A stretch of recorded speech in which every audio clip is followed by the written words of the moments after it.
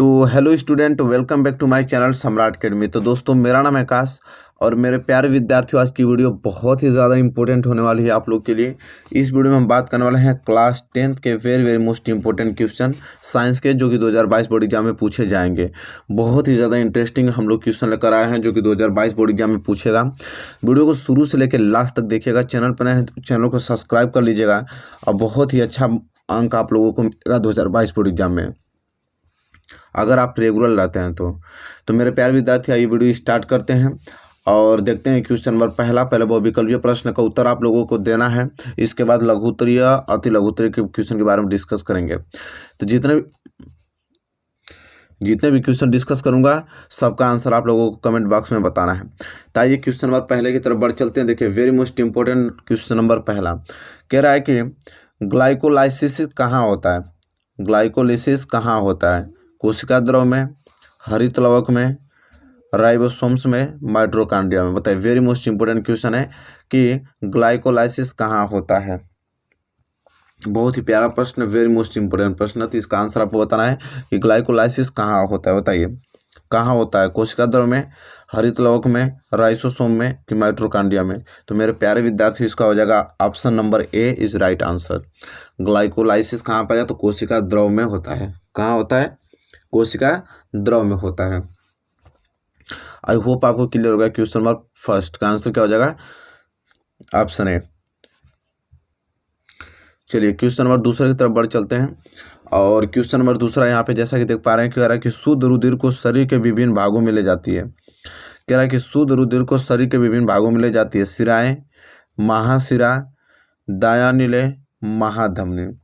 बताइए कौन सा ऐसा है कि जो शुद्ध रुधिर को क्या करता है? शरीर के विभिन्न भागों में ले जाता है हमारे। बताइए, वेरी मोस्ट इंपोर्टेंट प्रश्न है, वेरी मोस्ट आईएमपी प्रश्न है। इसको आप लोगों को अच्छे तरीके से आना चाहिए। बताइए, शुद्ध रुधिर को शरीर के विभिन्न भागों में ले जाती है कौन? शिराएं, महाशिरा, दायानिले कि महाधमनी ले जाता है। तो मेरे प्यारे विद्यार्थियों, ऑप्शन डी इस क्वेश्चन के लिए राइट आंसर हो जाएगा, महाधमनी।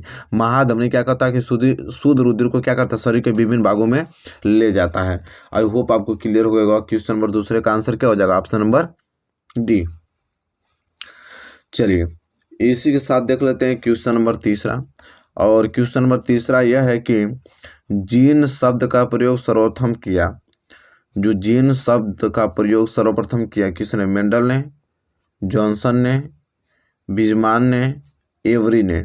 मतलब वेरी मोस्ट इंपोर्टेंट क्वेश्चन। इसका आंसर तो आना ही चाहिए सभी विद्यार्थियों को, जो कि 2022 बोर्ड एग्जाम के जितने विद्यार्थी तैयारी कर रहे हैं। इनका आंसर प्लीज़ आप जरूर कमेंट बॉक्स में बताएं, क्योंकि ये तो आना ही चाहिए आपको कि जीन शब्द का प्रयोग सर्वप्रथम किसने किया। वेरी मोस्ट इंपोर्टेंट है। तो जीन शब्द का प्रयोग सर्वप्रथम जॉनसन ने किया। कौन? जॉनसन ने किया। ऑप्शन बी इस क्वेश्चन के लिए राइट आंसर हो जाएगा। कौन किया? जॉनसन ने। ये अच्छे तरीके से इन सारे प्रश्नों का उत्तर आपको आना ही चाहिए, ठीक है। नहीं अगर याद है तो इस क्वेश्चन को जरूर से याद कर लीजिएगा, क्योंकि क्वेश्चन वेरी मोस्ट इंपोर्टेंट है, 2022 बोर्ड एग्जाम में देखने को मिलेगा आप लोगों को। चलिए क्वेश्चन नंबर 4 की बारी आ गई। और क्वेश्चन नंबर 4 यह कह रहा है कि अलैंगिक जनन मुकुलन द्वारा होता है। अलैंगिक जनन मुकुलन द्वारा होता है अमीबा में, ईस्ट में, प्लेजोडियम में कि लेशमानिया में। बताइए, वेरी मोस्ट इंपोर्टेंट है। अलैंगिक जनन मुकुलन द्वारा होता है अमीबा में, ईस्ट में, प्लेजोडियम में कि लेशमानिया में। वेरी मोस्ट इंपोर्टेंट है क्वेश्चन नंबर 4। और इसके लिए राइट आंसर क्या हो जाएगा आपको बताना है। वेरी मोस्ट इंपोर्टेंट है। अलैंगिक जनन मुकुलन द्वारा होता है। तो मेरे प्यारे विद्यार्थियों, कहाँ होता है? तो ईस्ट में होता है। कहाँ? ईस्ट में। ऑप्शन 20 क्वेश्चन के लिए राइट आंसर हो जाएगा। और इस प्रश्न को अच्छे तरीके से याद कर लीजिए। अलैंगिक जनन मुकुलन द्वारा होता है ईस्ट में, ठीक है। ये क्वेश्चन नंबर 4 है। आइए क्वेश्चन नंबर 5 की तरफ बढ़ेंगे। देखिए question number 5 very most important कि विद्युत धारा उत्पन्न करने की युक्ति को कहते हैं।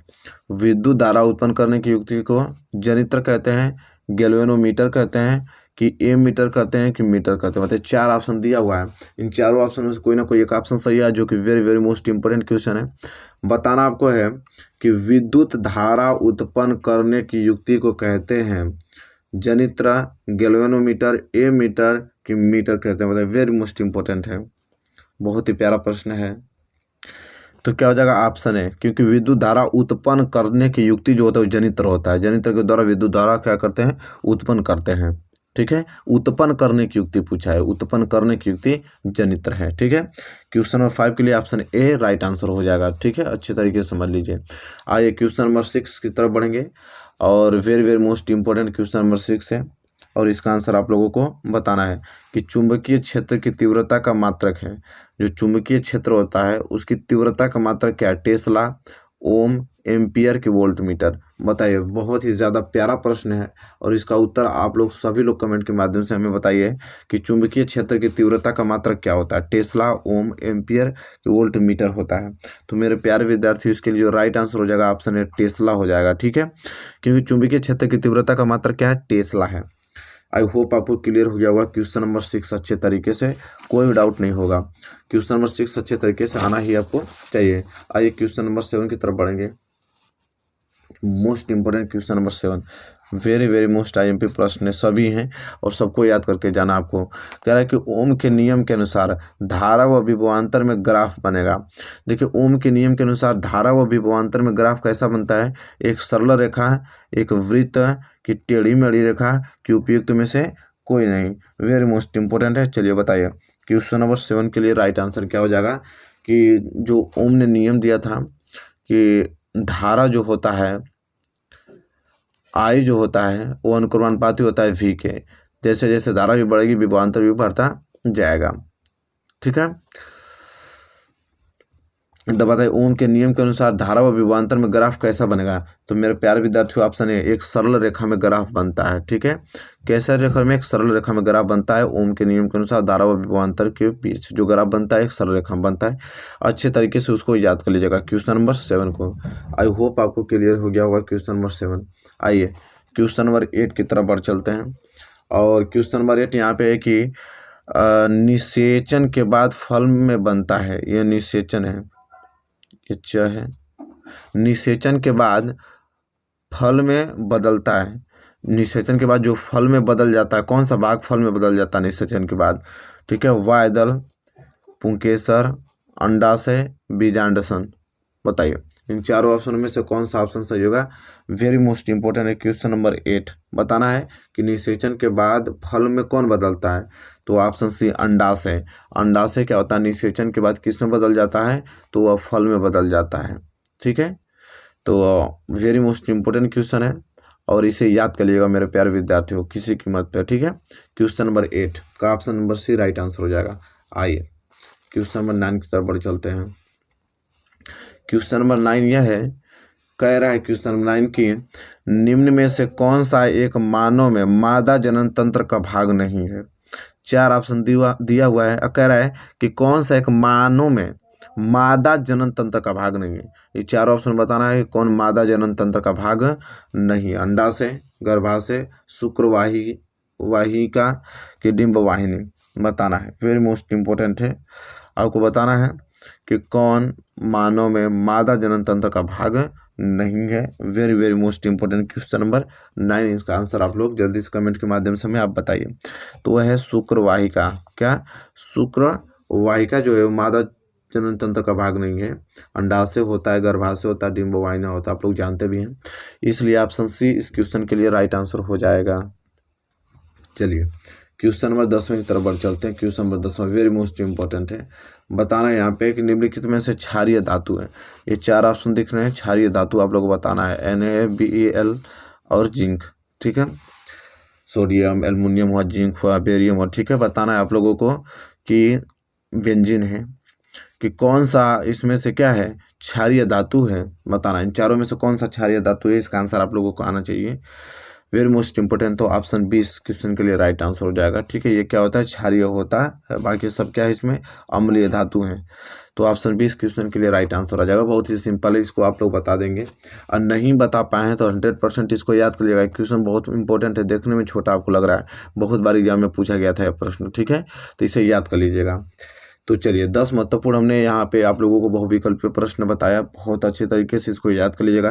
अब हम कुछ बढ़ेंगे आगे जो कि वेरी वेरी मोस्ट इंपॉर्टेंट है, जो कि आपको याद करके किसी कीमत पे जाना है, उन क्वेश्चनों की तरफ अग्रसर होंगे। तो देखिए यहाँ पे प्रश्न नंबर 11 वेरी मोस्ट इंपॉर्टेंट, आधुनिक आवर्त नियम लिखो। कह रहा है कि आधुनिक आवर्त नियम लिखो। 2 नंबर के लिए क्वेश्चन आता है, वेरी वेरी मोस्ट इंपोर्टेंट है। अभी कह रहा है कि आधुनिक आवर्त नियम लिखो। तो तत्वों के भौतिक एवं रासायनिक गुण उनकी परमाणु संख्या के आवर्ती फलन होते हैं, यह नियम मोजले ने दिया था। आधुनिक आवर्त नियम क्या होता है कि तत्वों के भौतिक एवं रासायनिक गुण उनकी परमाणु संख्या के क्या होते हैं, आवर्ती फलन होते हैं। और यह नियम कौन दिया था, मोजले ने दिया था। कौन, मोजले ने दिया था। बस 2 नंबर आपका क्लियर हो गया। इतना लिख देते हैं, 2 नंबर आपका मिल जाएगा। देखिए कितना प्यारा प्रश्न है, छोटा है, अच्छा है। ठीक है, प्रश्न नंबर 11, आई होप आप क्लियर हो गया होगा। और इसी के साथ बढ़ेंगे क्वेश्चन नंबर 12 की तरफ। देखिए very very most important question number 12। Question number 12 ये कह रहा है कि गालक किसे कहते हैं। क्या बोला है कि गालक किसे कहते हैं। तो ये जान लेते हैं कि गालक किसे कहते हैं। कह रहा है कि अयस्क का प्रगलन करते समय, जब अयस्क का प्रगलन करते हैं तो वही कह रहा है कि अयस्क का प्रगलन करते समय अयस्क में उपस्थित गलनीय अपद्रवों को दूर करने के लिए मिलाए जाने वाले पदार्थ को हम क्या कहते हैं, गालक कहते हैं। देखिए कितना सिंपल है। अयस्क का प्रगलन करते समय अयस्क में उपस्थित गलनीय अपद्रवों को क्या करने के लिए, दूर करने के लिए मिलाए जाने वाले पदार्थ को हम क्या कहते हैं, गालक कहते हैं। यहाँ तक आपको क्लियर हो गया होगा। Very very most important question number 12, I hope आप क्लियर हो गया होगा। नोट करके अच्छे तरीके से याद करके जाइएगा।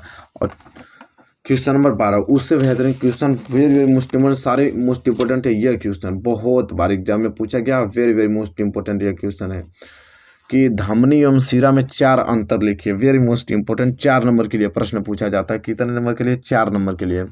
धमनी एवं शिरा में 4 अंतर लिखना। देखिए धमनी तो शिरा में अंतर, difference between of arteries and veins. तो देखिए यहाँ एक कुछ साइड धमनी लिख लीजिए और एक साइड आपको शिरा लिख देना है। आइए देख लेते हैं धमनी और शिरा में क्या क्या अंतर होता है। वेरी मोस्ट इंपोर्टेंट, इस प्रश्न को आप किसी कीमत पे तैयार करके जाना है आपको। ठीक है, बहुत प्यारा। तो इधर देखिए, इधर आपका पहला पॉइंट में धमनी में आपको लिखना है कि रुधिर को हृदय से दूर विभिन्न अंगों तथा ऊतकों को ले जाती है। जो धमनी होती है वो हमारे रुधिर को, ब्लड को हृदय से दूर, मतलब हृदय से अलग अलग विभिन्न अंगों तक क्या, ऊतकों को ले जाती है। क्या, रुधिर, धमनी हमारे रुधिर को। और शिरा क्या करता है, शिरा में पहला पॉइंट है कि विभिन्न ऊतकों और अंगों से रक्त हृदय में लाती है। कह रहा है कि विभिन्न ऊतकों या अंगों से जो ब्लड को हमें रक्त तक ले जाता है, कौन, शिरा, और हमारे हृदय से पूरे अंग तक फैलाता है जिस रक्त को, उसे धमनी कहते हैं। धमनी हृदय से पूरे अंग तक रक्त को फैलाती है। और शिरा क्या करता है कि पूरे शरीर से उसको इकट्ठा करके कहाँ तक ले जाएगा, हृदय तक ले जाएगा। ये पहला अंतर है। ठीक है, ये होप क्लियर हो गया होगा। इसके बाद दूसरा अंतर देखिए क्या बोला है यहाँ पे कि धमनी का, इनका दीवार मोटी, पेशीय अधिक लचीली और न चिपकने वाली होती है। धमनी का जो दीवार है वो मोटी होती है, पेशीय अधिक लचीली होती है और न चिपकने वाली होती है। लेकिन शिरा के क्या होता है कि इनकी दीवार पतली होती है, कम पेशीय, न के बराबर लचीली और चिपकने वाली होती है। ठीक है, ये दूसरा अंतर है। चलिए इसके बाद देखिए तीसरा अंतर देख लेते हैं। 4 अंतर पूछा है ना, तो तीसरा अंतर यहाँ पे है कि इसमें कपाट नहीं होता है। इसमें जो होता है धमनी में कपाट नहीं होता है और शिरा में कपाट होता है। ये चौथा अंतर, तीसरा आपको अंतर दिख गया। इसमें कपाट नहीं होता है लेकिन शिरा में कपाट होता है। ठीक है, इसके बाद चौथा अंतर यहाँ पे क्या है कि इनमें रक्त अधिक दबाव व झटके के साथ तेजी गति से बहता है। जो धमनी में क्या होता है कि इसमें रक्त जो होता है वो अधिक दबाव व झटके के साथ तेज गति से बहता है। लेकिन वही बात शिरा में क्या होती है कि इसमें रक्त कम दाब के साथ धीमी गति से क्या होता है, बहती है। इसमें रक्त कम दाब के साथ धीमी गति से क्या होती है, बहती है। तो जैसा कि आपने देखा 4 अंतर हमने बता दिया आप लोगों को धमनी में और किसमें, शिरा में। इसको नोट करके याद कर लीजिएगा। Very very most important question number 13 है। और इसी के साथ हम बढ़ेंगे अगले क्वेश्चन की, क्वेश्चन नंबर 14 की तरफ। और जैसा कि देख पा रहे हैं बहुत ही प्यारा प्रश्न है क्वेश्चन नंबर 14।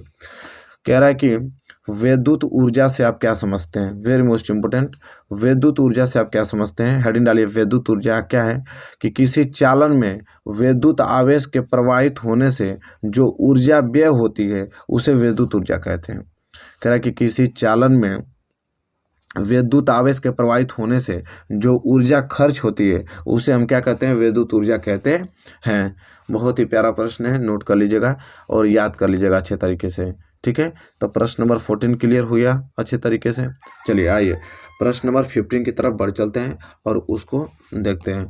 सारे प्रश्न वेरी मोस्ट इंपॉर्टेंट है, सभी प्रश्नों को याद करके जाना आपको।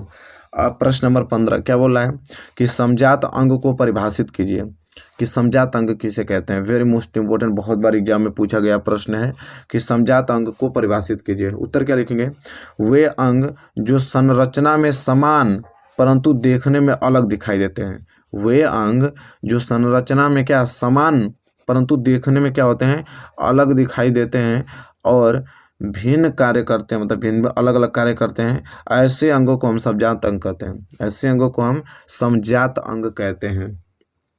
क्लियर हो गया। समजात अंग क्या होता है, वे अंग जो संरचना में समान परंतु देखने में अलग अलग दिखाई देते हैं और यह भिन्न भिन्न कार्य करते हैं, ऐसे अंगों को समजात अंग कहते हैं। क्लियर। ये क्वेश्चन नंबर क्या है 15, जो कि वेरी वेरी मोस्ट इंपॉर्टेंट है, इसको आपको याद करके अच्छे तरीके से जाना है। आइए क्वेश्चन नंबर 16 की तरफ बढ़ चलते हैं। Question number 16 very most important है। कह रहा है कि आवर्त सारणी में शून्य समूह की स्थिति बताओ। कह रहा है कि आवर्त सारणी में शून्य समूह की स्थिति कैसी होती है। तो आवर्त सारणी में शून्य समूह दाहिनी तरफ अंत में होता है, दाहिनी तरफ के अंत में होता है। कौन, शून्य समूह की स्थिति किसमें, आवर्त सारणी में। तो आवर्त सारणी में शून्य समूह की स्थिति का दाहिनी तरफ अंत में होता है, दाहिनी तरफ के अंत में होता है। तो जैसा कि आपने देखा question number 16 very most important है। तो इतना सारा प्रश्न हमने एक वीडियो में डिस्कस किया, जो कि वेरी वेरी मोस्ट इंपोर्टेंट है। इन सभी प्रश्नों को अच्छे से तैयार कर लीजिएगा मेरे प्यारे विद्यार्थियों। जितना भी क्वेश्चन बताएं पतले से कॉपी ले लीजिए, उस पर डेली वीडियो जाती हैं हर एक सब्जेक्ट के, हर एक सब्जेक्ट के अलग अलग बना लीजिए और उस पर नोट करते रहिए और अच्छे से क्या करते रहिए, पढ़ते रहिए। बोर्ड एग्जाम जाते जाते सारे प्रश्नों को रिवाइज कर लेंगे आप लोग, कोई परेशानी नहीं होगी और बहुत ही अच्छा अंक प्राप्त कर पाएंगे। वीडियो पसंद आया तो लाइक कीजिए और चैनल पर नए हैं तो चैनल को सब्सक्राइब करके बेल आइकन को प्रेस कर लीजिए। मिलेंगे एक प्यार से नेक्स्ट वीडियो में, तब तक के लिए धन्यवाद।